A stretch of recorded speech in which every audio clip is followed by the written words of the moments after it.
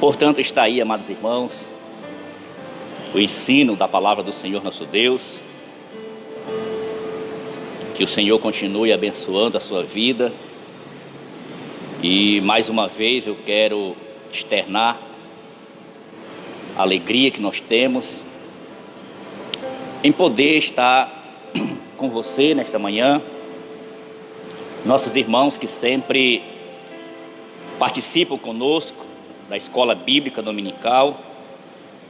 E desta feita, não somente aqui em Concórdia do Pará, mas em muitas outras cidades estão nos acompanhando. Deus abençoe você. E estamos praticamente quase finalizando mais um trimestre, lições bíblicas, louvando a Deus pela vida daqueles que assim estão assíduos, atentos, que continuam ainda apetitosos pela palavra do Senhor nosso Deus, pelo ensino, e usando tanto da palavra da Bíblia como dos livros, lições, como no caso esta lição que nós estamos tendo da igreja eleita, redimida pelo sangue de Jesus e selada com o Espírito Santo da promessa. Então, meu amado, meu amigo, querido irmão, igreja do Senhor, não é novidade nós sabermos, estamos cientes pela palavra do Senhor, que o arrebatamento da igreja está muito próximo.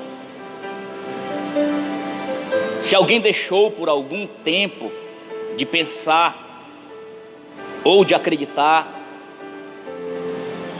gostaria que você revesse, olhasse à sua volta, fizesse avaliações dos acontecimentos e, usando a Bíblia como suporte, e tire a conclusão única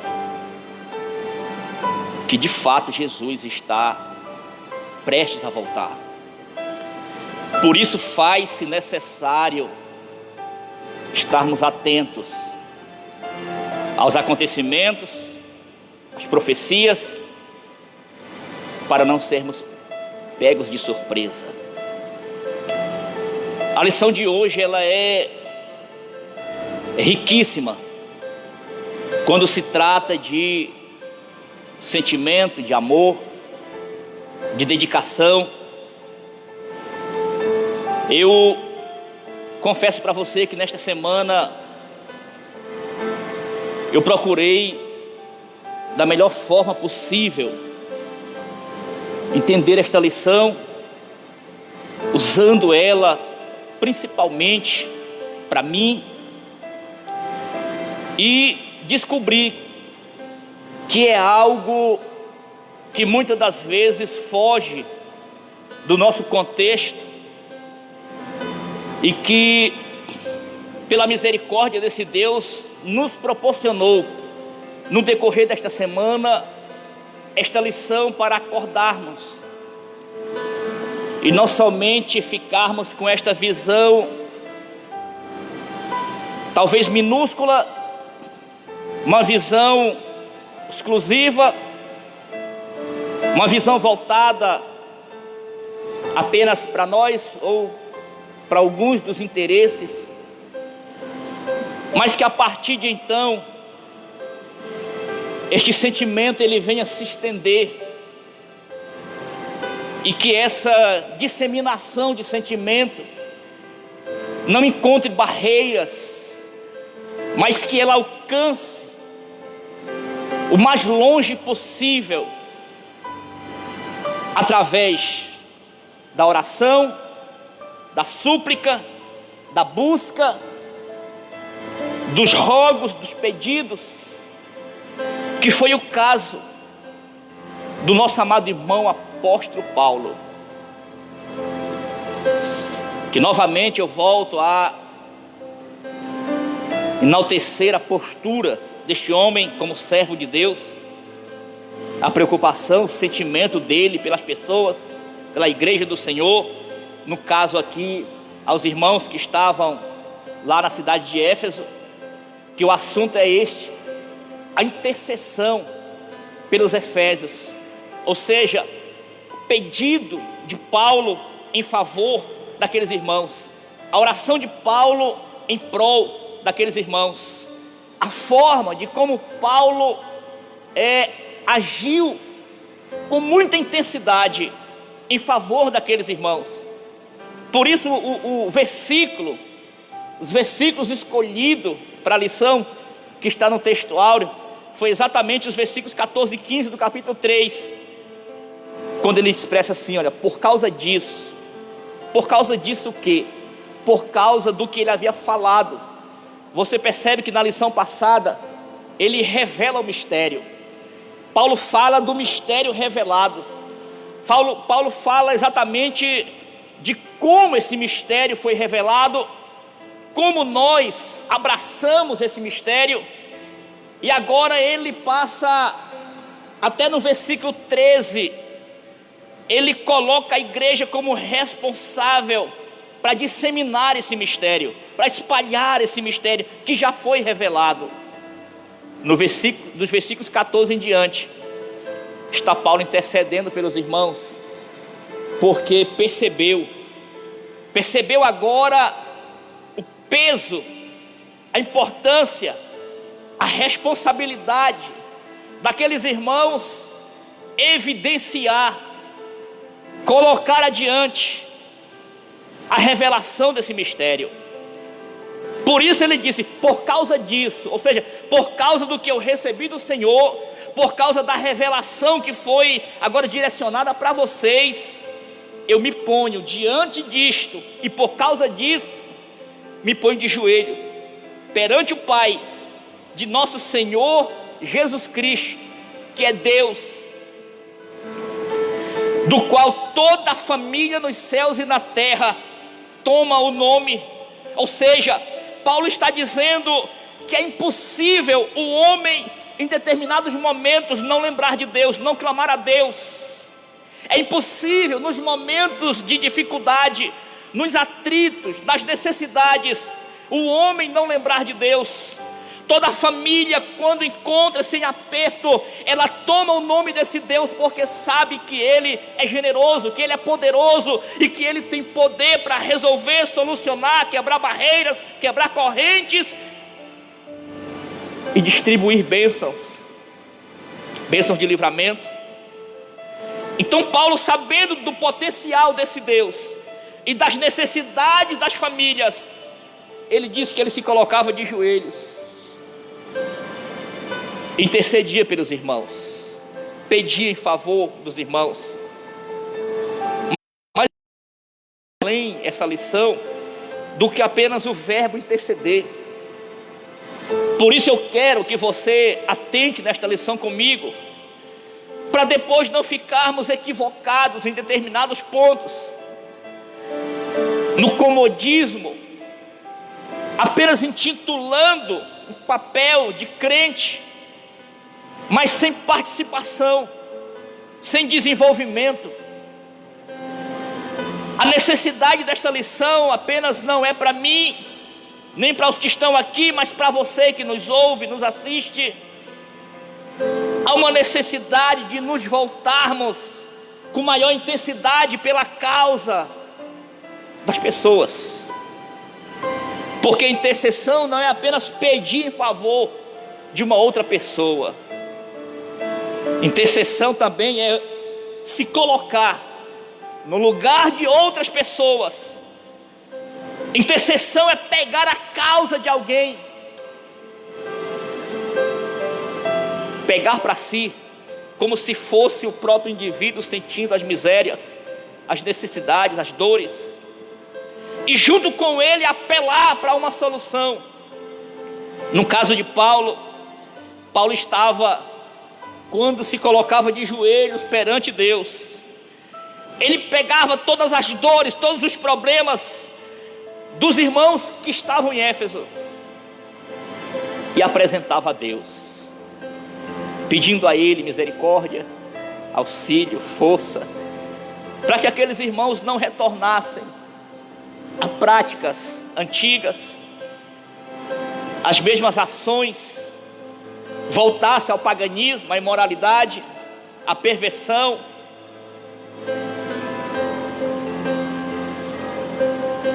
Verdade prática diz que nós devemos interceder pelos eleitos de Cristo, para que eles sejam fortalecidos de poder, vivam em comunhão e exercitem o amor de Deus. Então você percebe, na verdade prática, que a intercessão de Paulo foi, pelo menos nessas 3 direções: fortalecer aqueles irmãos do poder do Espírito, para que eles vivessem em comunhão e colocassem em evidência, em prática, o amor de Deus. Que é isso, os objetivos específicos desta lição: refletir acerca dos propósitos da oração do apóstolo Paulo no poder do Espírito, destacar as necessidades de a igreja estar arraigada e fundada no amor de Deus, e conscientizar de que Deus é capaz de fazer muito mais, além do que pensamos. Significa dizer, meu querido, que nós não temos condições o suficiente de extrair de uma forma lúcida pedidos, intercessões.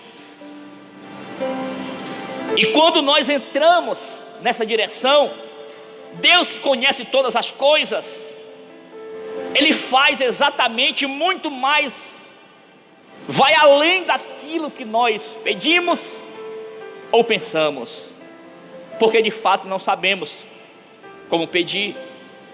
É bíblico, Tiago diz que nós não sabemos como pedir. Por isso que Paulo apela para que o Espírito de poder continue sendo evidenciado na vida daqueles irmãos. Como eu disse, com esses 3 objetivos que generalizam o contexto desta lição: fortalecimento, restauração e crescimento espiritual. E é isso que eu quero nesta manhã com você: entendermos de uma vez por todas a necessidade que nós temos desse espírito de poder. A introdução diz assim, olha: após revelar, nos versículos 1 ao 13 do capítulo 3,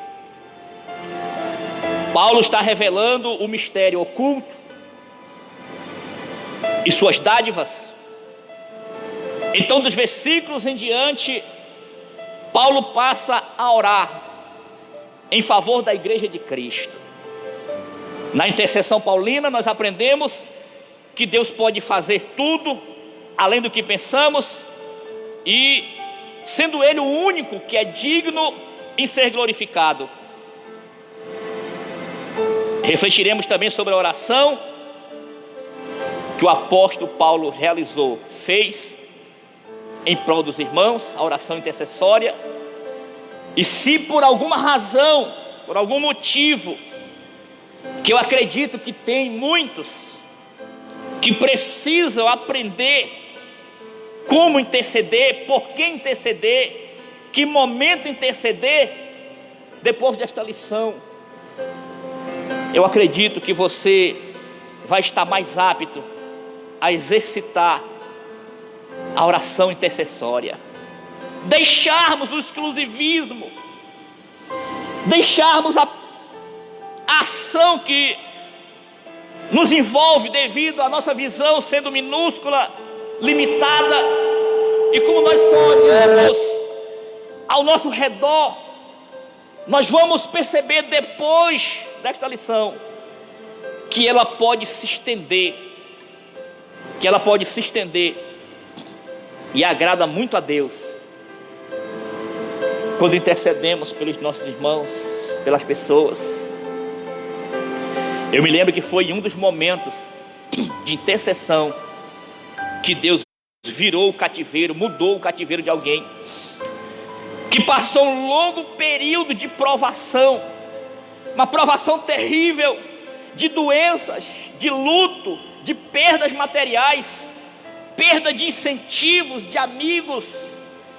Mas no final, a Bíblia registra este homem orando pelos seus amigos, e depois desta oração vem a resposta de Deus sobre a vida dele, mudando o seu cativeiro. Então perceba que a oração intercessória, ela é muito válida para Deus e autentica o crente como verdadeiro cristão. Então olha o primeiro tópico. O primeiro tópico fala da corroboração. Corroborados com o poder do Espírito. Significa o quê? Significa, meu querido, que é uma das comprovações dessa eleição. Perceba que eu quero muito, mais uma vez, agradecer a Deus pela sua vida, que nos acompanhou na lição passada e que estudou conosco sobre o mistério revelado. Ou seja, para o crente, entenda bem, para o crente em Cristo não há ocultação do mistério. Não, para o crente salvo na pessoa de Jesus, o mistério já foi revelado. Se você ainda não tem a revelação desse mistério, reveja, porque para o crente, para a igreja, para a noiva, o mistério já foi revelado. A igreja já tem a revelação do mistério. Versículo 9 do capítulo 2 de 1 aos Coríntios.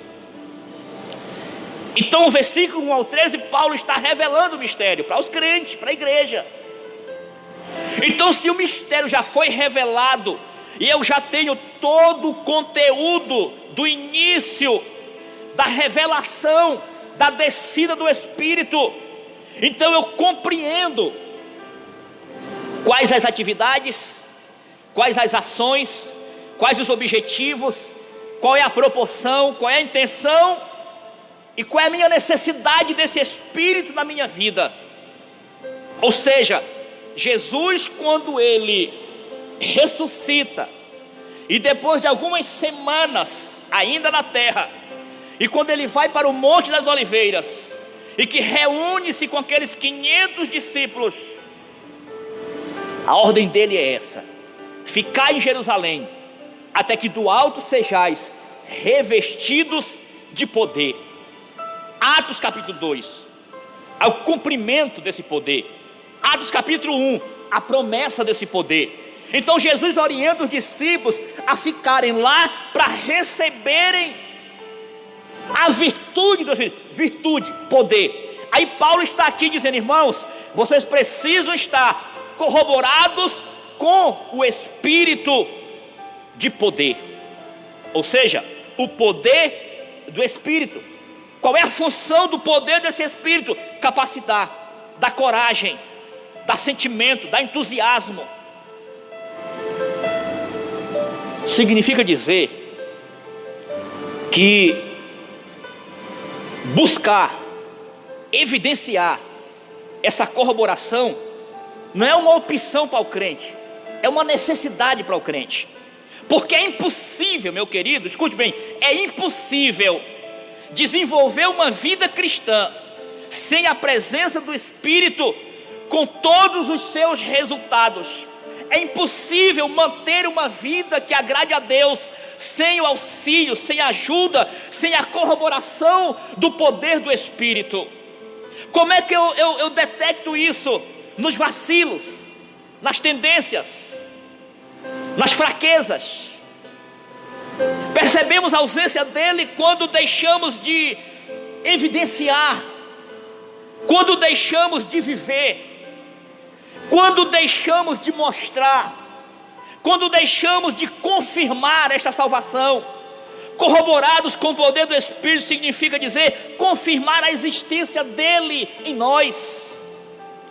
Estar corroborado é demonstrar o fruto desse Espírito na razão, na existência.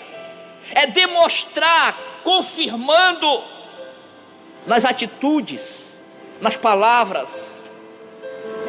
Por isso Paulo na oração, isso aqui é a oração de Paulo, isso aqui é a oração de Paulo, orando pelos irmãos. Nos versículos 16 e 17, está Paulo, apóstolo, iniciando a sua oração ao Senhor, com um pedido duplo. Primeiro, o poder do Espírito no homem interior, e a presença de Cristo no coração dos crentes. Então entenda uma coisa,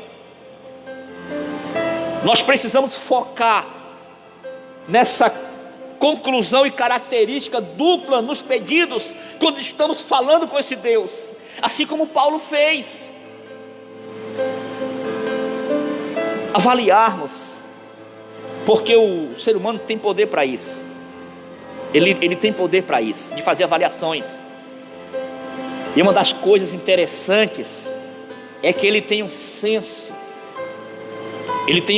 de autoavaliação, que muitas das vezes terceiros não conseguem mudar isso. Como? A própria consciência dele. Sabia que um dia queriam confrontar Paulo, diminuindo ele, queriam fazer com que os irmãos desacreditassem do ministério de Paulo. Então passaram a usar de palavras que viessem ofender o caráter deste homem. Mas sabe o que ele diz? Segunda carta que ele escreve aos irmãos de Corinto, primeiro capítulo, versículo 12, ele diz: irmãos, não se preocupem com as palavras, com os relatórios que eles fazem de mim, porque a minha consciência me diz que eu estou bem com Deus. Então Paulo tinha a sua consciência como algo que julgava ele, e se a consciência dele estava tranquila, as palavras que surgiam nos bastidores, as palavras que vinham na direção para confrontar, para diminuir o seu ministério, não atingia o servo de Deus, porque ele tinha consciência tranquila. Então Paulo ora para que aqueles irmãos, os irmãos da igreja de Éfeso, viessem desenvolver, viessem confirmar a presença existente do Espírito na vida deles, viessem dar e continuar dando provas da existência desse Espírito. Porque, meu irmão, eu tenho um Espírito de Deus, é verdade. Quer dizer que há uma confirmação de que se tem o Espírito de Deus, muito bem, então vamos comprovar isto, vamos confirmar a presença desse Espírito. Era isso que Paulo estava intercedendo, orando a Deus, para que os irmãos não apenas dissessem que tinham o Espírito, mas que eles fossem corroborados, que esse Espírito fosse confirmado dia após dia. E esta confirmação, meu querido, caracteriza da autenticidade, porque segundo no encarte desta lição, é exatamente isso: a igreja foi redimida, segundo, selada com o Espírito da promessa. Essa corroboração, essa confirmação, a presença desse Espírito é justamente o que vai nos dar fortalecimento. Porque muitas pessoas se consideram fracas, porque muitas pessoas demonstram fraquezas, porque falta fortalecimento espiritual. E Paulo tinha a intenção de pedir para que o Espírito de poder viesse estar, olha, interessante, no homem interior, dentro.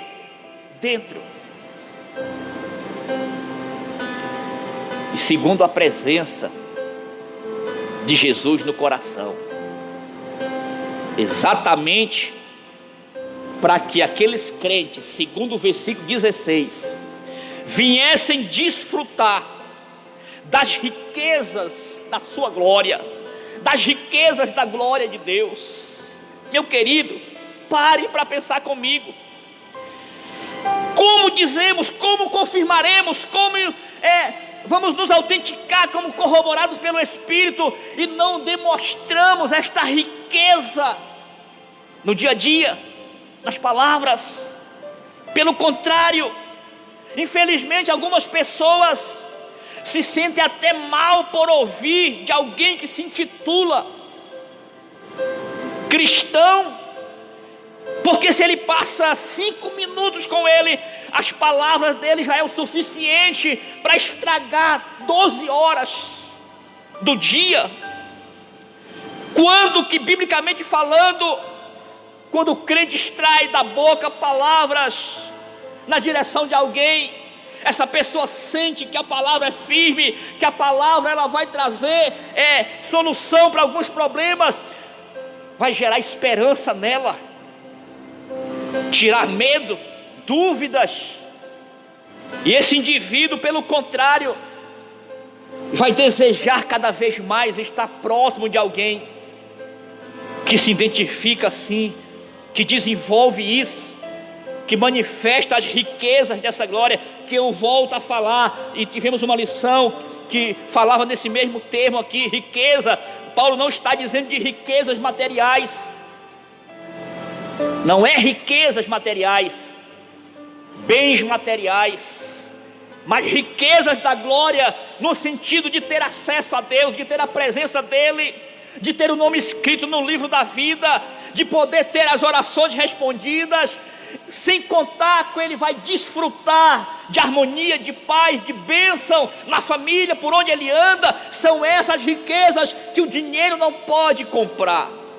Quem comprou? Jesus, com seu sangue derramado lá na cruz, conquistou para o crente e liberou para o crente essas riquezas que o apóstolo já havia declarado, que Deus é o Pai da glória, cheio de abundantes riquezas da sua graça.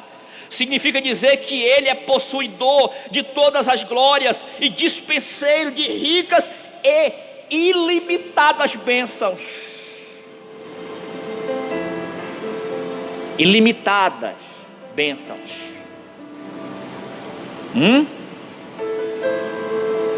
Então, avalia comigo. Se Deus é rico em glória, é o que diz o texto da lição e tem comprovação bíblica, versículos. Se esse Deus é possuidor de todas as glórias, que eu acredito, Ele é possuidor de todas as glórias, dispenseiro. O que é um dispenseiro? É alguém que está responsável pela dispensa, onde tem todo tipo de mantimento para suprir as necessidades físicas de alguém.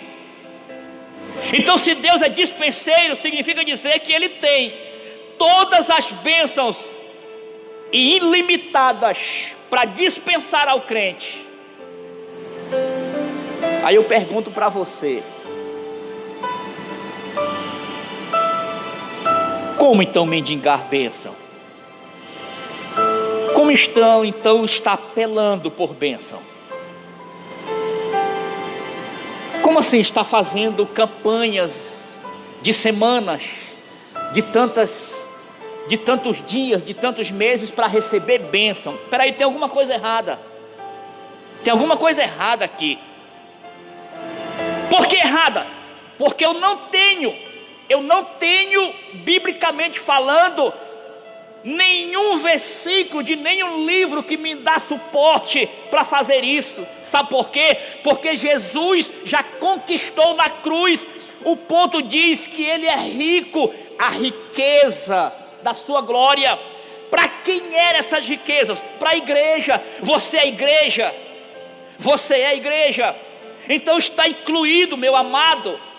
Para que pagar? Para que buscar aquilo que já é seu? Como pagar por algo que já é nosso? Então o princípio não é pagar, é tomar posse. Tomar posse. Se Ele é dispenseiro de ricas e ilimitadas bênçãos, e Paulo está dizendo que Ele pediu para que a igreja seja fortalecida com poder, com este poder que libera ricas bênçãos. Em razão disso, Paulo pede para que a igreja seja fortalecida com poder, que seja habitada por Cristo, que compreenda o amor divino, e tenha pleno desenvolvimento espiritual. O que é que você acha desse ponto? O que é desenvolvimento espiritual? Eu tenho necessidade de desenvolver isso? Sim, porque eu olho ao meu redor, no meu dia a dia, no meu cotidiano, onde eu trabalho, na empresa que eu tenho, na família que eu cuido, e eu preciso desenvolver, para que através desse desenvolvimento cresça, amadureça, e com certeza venham as conquistas, mudanças para melhor, pois é nessa mesma direção o desenvolvimento espiritual. Crescer nesta graça, desempenhar o melhor papel. Quando eu me caracterizo que estou desenvolvendo, que estou crescendo espiritualmente, é quando eu exercito, quando eu coloco em prática o fruto desse Espírito, que totalizam alguns, e o primeiro dele é exatamente isso, que eles compreendam o amor divino. O amor divino é o primeiro ponto que o cristão deve desenvolver, o amor, caridade de Deus, que age. Por que Paulo intercedia pelos crentes? Porque ele tinha caridade de Deus. Por que Paulo se colocava de joelhos, implorava para Deus, para que ele viesse fortalecer aqueles irmãos, que aqueles irmãos desenvolvessem a existência do Espírito na vida deles? Porque Paulo tinha o amor de Deus no coração, e era o desejo dele que aqueles irmãos fossem fortalecidos com poder. O ponto 2, o primeiro pedido de Paulo para aquela igreja de Éfeso, que ela fosse corroborada, fortalecida, confirmada com o poder do Espírito Santo no seu interior.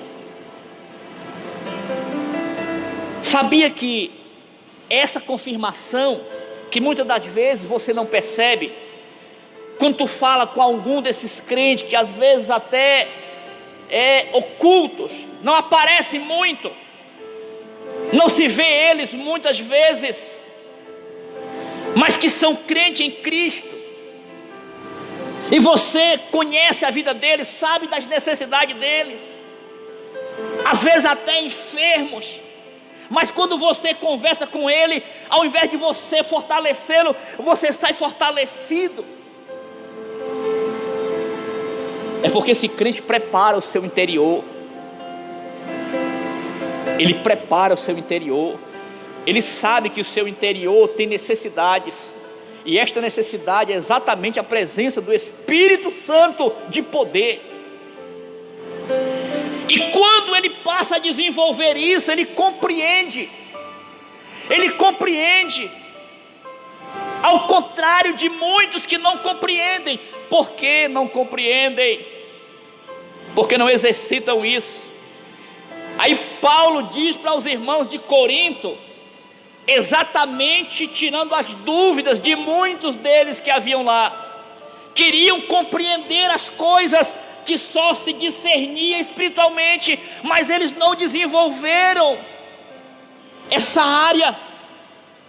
Então Paulo disse: vocês não podem compreender as coisas do Espírito, porque vocês são carnais ainda, são naturais, e o homem natural não compreende as coisas espirituais, e nem discerne, porque só se discerne espiritualmente.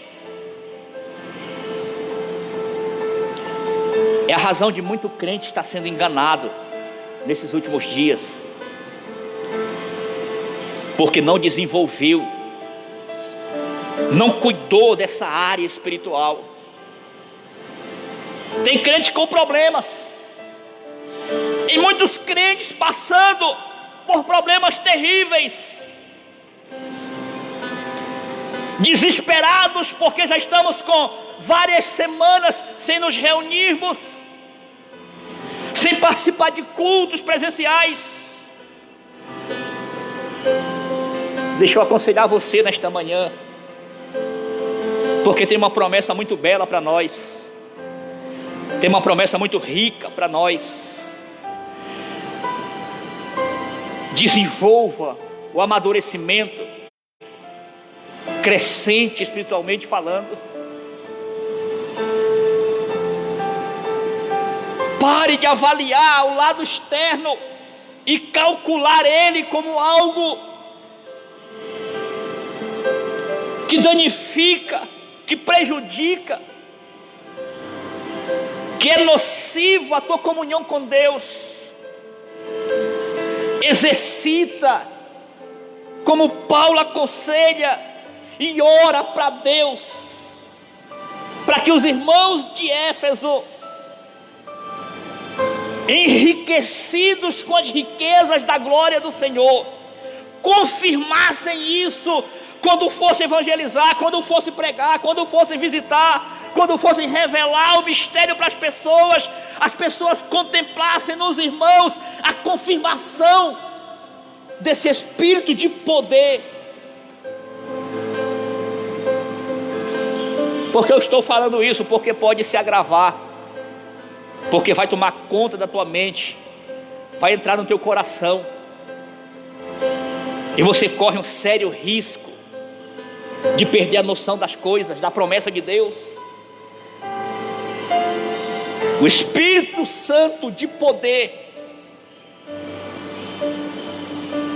Terceiro ponto, habitados por Cristo. Paulo também orou para que Cristo habitasse pela fé no coração dos crentes.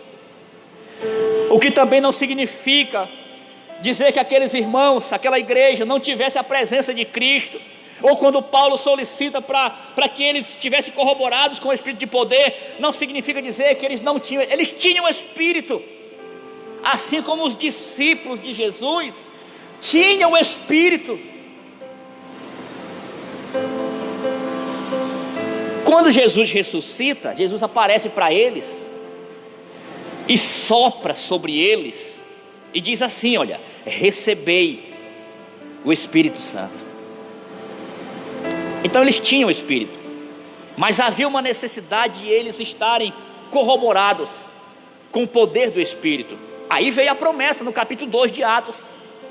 Então ter o Espírito é uma coisa, estar corroborado e demonstrado é outra coisa. E esse é o foco da nossa lição, que nós venhamos demonstrar esta corroboração, demonstrar este fortalecimento, esta confirmação do Espírito. Como? Na demonstração dos frutos, e o primeiro dele é o amor. É o amor. Então os irmãos tinham o Espírito e tinham Cristo no coração. Então por que a oração de Paulo? Por que a insistência de Paulo? Porque uma coisa, meu querido, é ter, outra é desenvolver. Ou seja, significa dizer que a habitação do Espírito e a confirmação dele, tanto do Espírito como a presença de Cristo, deveriam estar permanente naqueles irmãos. Permanente. O que é permanente? Algo duradouro, constante, e não temporário, que tem pouca duração, que dura pouco tempo, que é provisório. Não, a presença desse Cristo, do Espírito, não pode ser apenas de momentos na nossa vida. Não, pelo contrário, precisa estar permanente.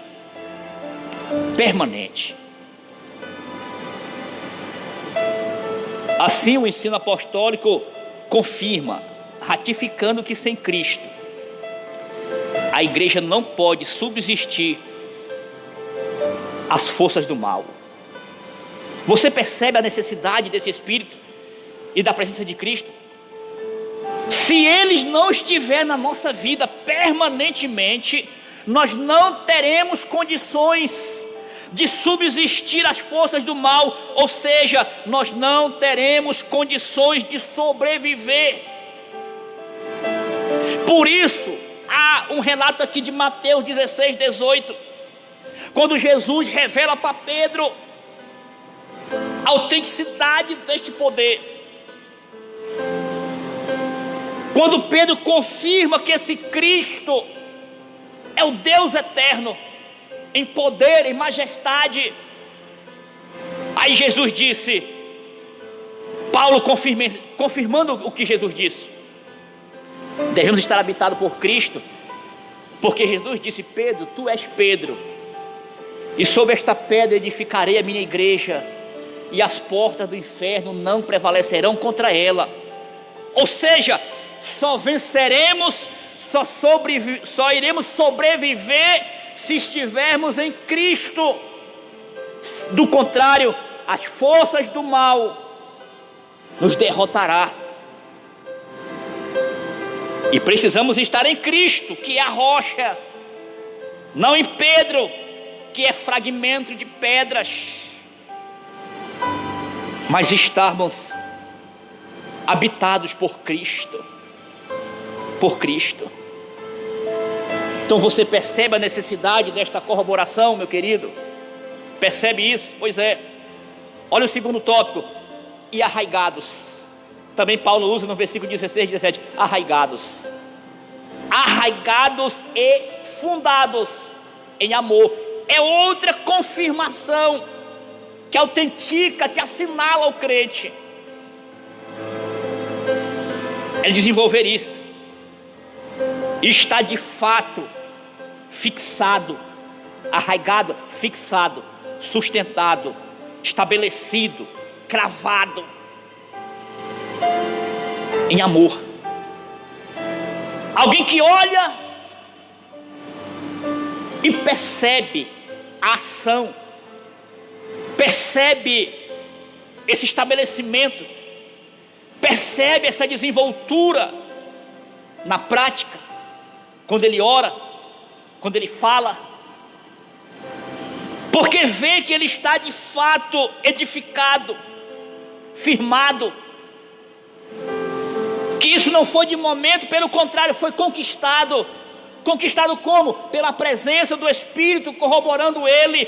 Quando alguém tem essa presença, a primeira ação é isso aqui, olha, amor.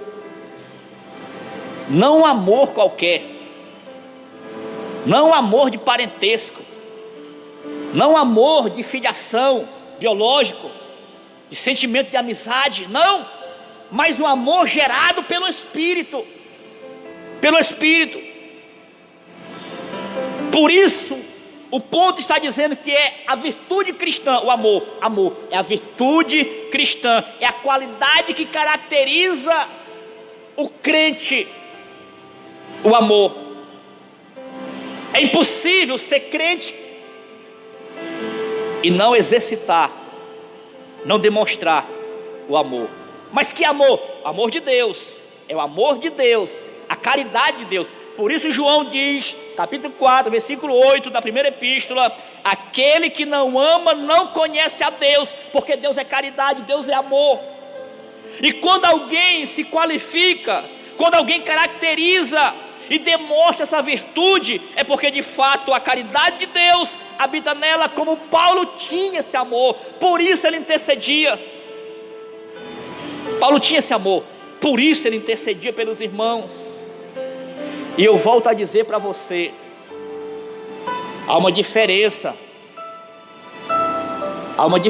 de quem ama com a caridade de Deus, porque quem ama com a caridade de Deus, ele não apenas foca de longe, intercede por alguém, mas ele se coloca, olha a expressão da palavra de Paulo, por isso me ponho de joelhos.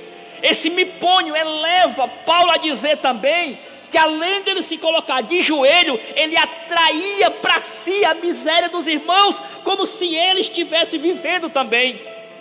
Por isso intensificava a oração intercessória dele, porque ele sentia na alma as necessidades daqueles irmãos, as misérias deles, as dores deles.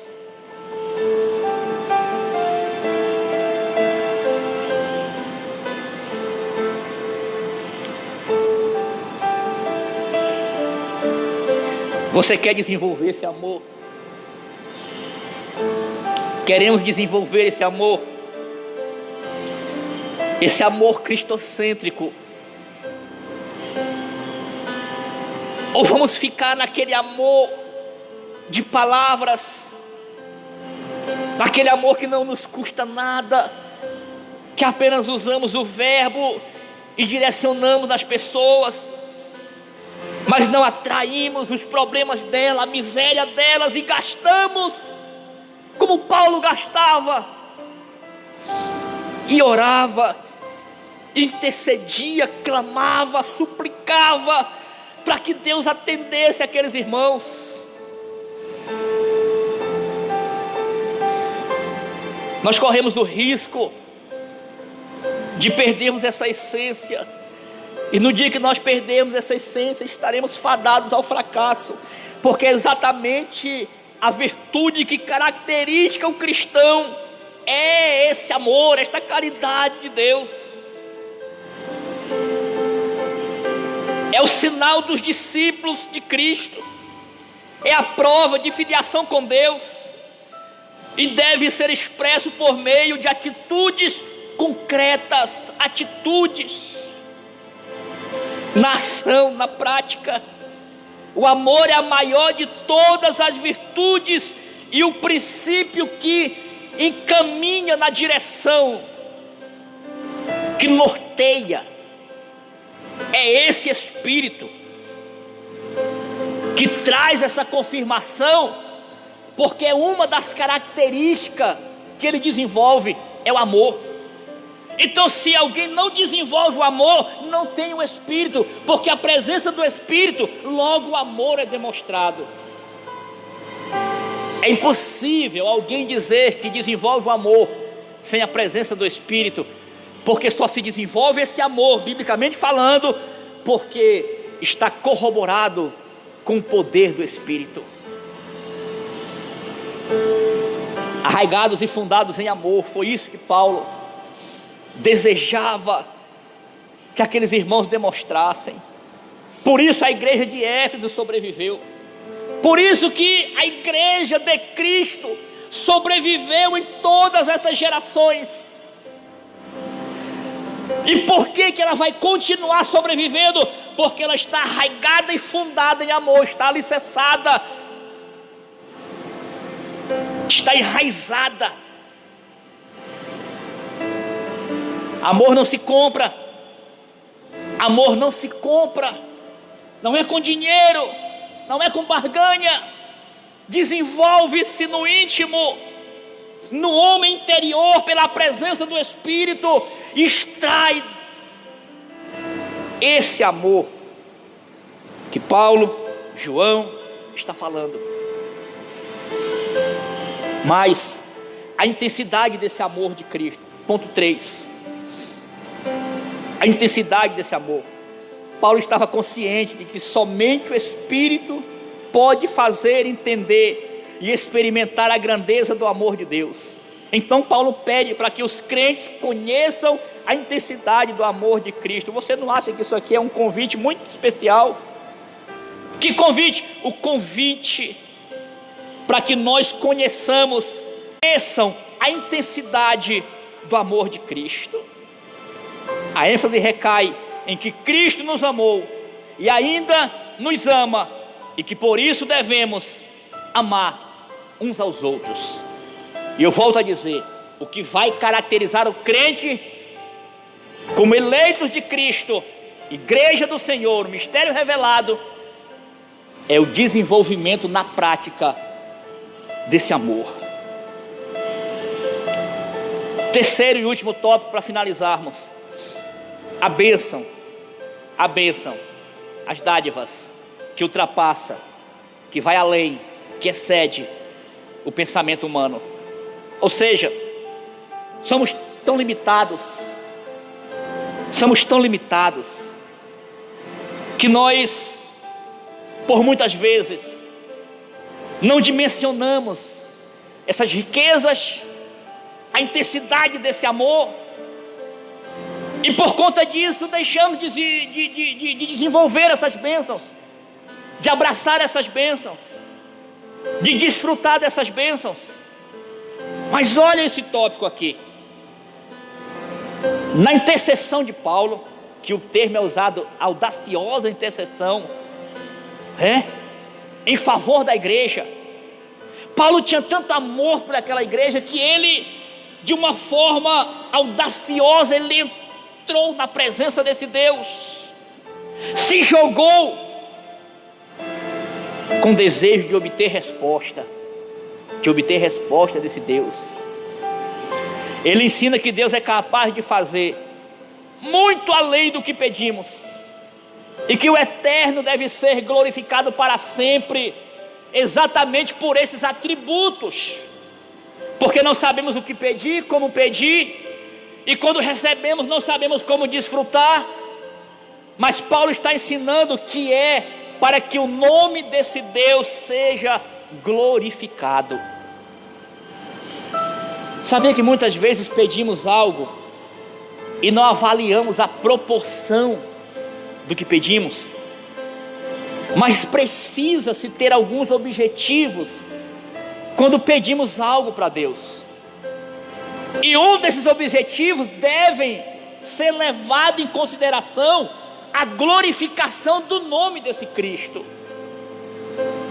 E quando não avaliamos isso, dificulta a dispensação, o dispensar dessas bênçãos.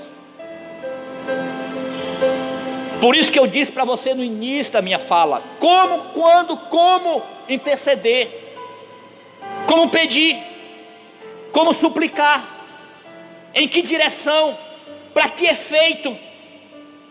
Quando nós não tomamos consciência disso, a oração ela é até ouvida, mas não respondida, porque o próprio pedinte não tem consciência do grau, da intensidade do desenvolvimento desse pedido. Por isso é o nosso conselho nesta manhã para você: desenvolva isso, para pedirmos melhor, para intensificar esse pedido e ter dimensão dessas bênçãos. Ponto 1: ao concluir a ousada oração, Paulo lembra que a igreja do Senhor tem essa magnitude do poder de Deus, e ter consciência de que Ele é poderoso para fazer muito mais, de uma forma abundante, além daquilo que pedimos ou pensamos. É o versículo 20 do capítulo 3, que você pode acompanhar na revista. Significa dizer que nós somos limitados no pedir, e Deus é ilimitado na resposta e na dispensação dessas bênçãos. Quando Ele dispensa, quando Ele libera, não é de uma forma mesquinha, pelo contrário, vai muito mais além daquilo que nós imaginamos, pensamos ou estamos até mesmo pedindo. Qual tem sido os teus pedidos ultimamente? Em que direção está indo esses pedidos? Para quem? Você está incluindo quem? Qual é a proporção? Qual é a dimensão desses pedidos? Você tem consciência e certeza de que esta oração ela não é vã? Você tem consciência e convicção de que o que você está fazendo vai ter resposta se você estiver na direção certa? Eu garanto para você que vai haver resposta da parte de Deus para a tua vida. Para quem você está intercedendo, na direção de quem você está fazendo esta intercessão, vai ter resultado. Vai ter resultado. O convite para adoração é exatamente dentro desse contexto. Adorar independente de circunstâncias, de momentos. Paulo está encerrando o capítulo 3, convidando o crente à adoração a Deus. Adorar, mas adorar só depois do resultado, de acordo com o que eu quero? Não, independente dos resultados, independente das respostas, independente das ações, Ele deve ser glorificado, adorado. Se eu recebi, adoro. Se eu não recebi, eu adoro da mesma forma. Assim como Jó fez, adorava a Deus quando tinha, e adorava a Deus quando perdeu tudo.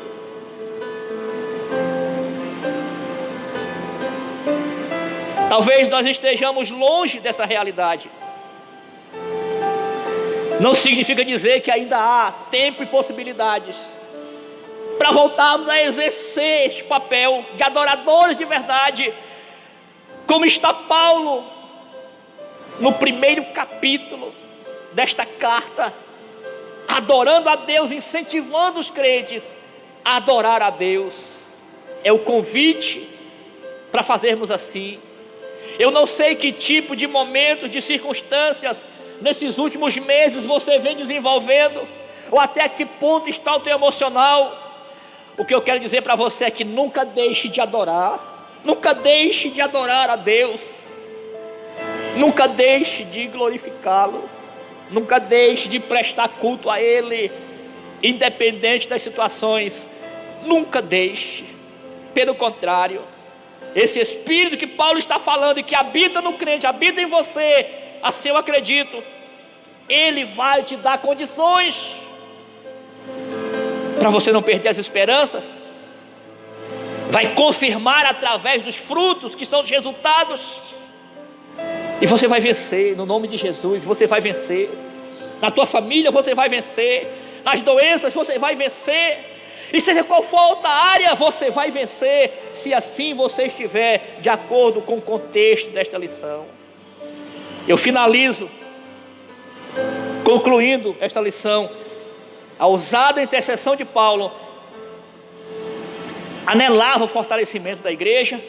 O apóstolo Paulo tinha consciência, tinha ciência de que perseverar do cristão dependia de 4 princípios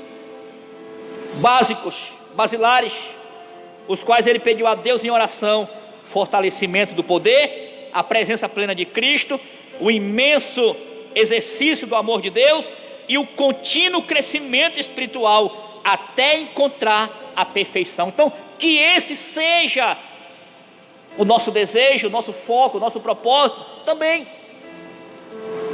Aí sim estaremos na condição de beneficiados dessas riquezas que Deus, como possuidor e dispenseiro, dispensa para a sua igreja. Que nesta manhã, esse Deus, cuja presença está nos corações, venha continuar fortalecendo você, a sua família, e te dê um domingo abençoado, cheio da graça dele e da sua presença. Deus abençoe você, no nome de Jesus.